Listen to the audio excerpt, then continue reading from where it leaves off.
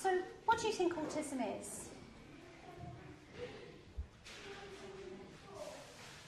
Autism is, I feel it's when you have a different state of mind and may need more clarification to help solutions or problems. Okay.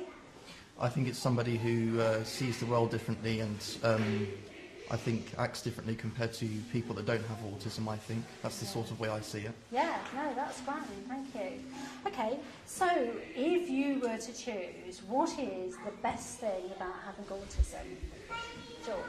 I think the best thing about autism is being able to show your true self, reflect your personality, even if you're different from everyone else. You know, it's a good chance to show your interest and, if you can, be sociable. Yeah, no, that's lovely. So, best thing about having autism, Jamie? I think it's sort of similar to what George said, having different interests and being able to show your personality. Okay, good. I'm going to ask another question then. So, if we're talking about the best thing, what's the worst thing about having autism? Is there anything that is a worst thing about having autism for you? Well, for me, I think the worst thing about having autism is being able to make friends and socialising, I think, is the worst thing for me. Okay, making friends and keeping friends. Yeah.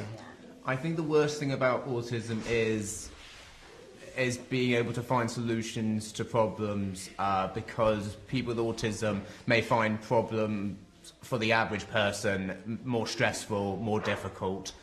So overcoming those problems is a challenge. Yeah, no, I understand that. I understand that entirely. Okay, so let's go for a different question. What do you find really easy to do? I think the ability to share your interests is probably or at least share your knowledge of your interests is the easiest thing. Like, I'm into collecting and building Lego. Because I've developed years of knowledge over that, it's easy to for me to talk to people about it, what this particular set is or other information like that. And Lego is a fascinating subject anyway, because there's so much you can do with it. It's so creative. What are you into, Jamie?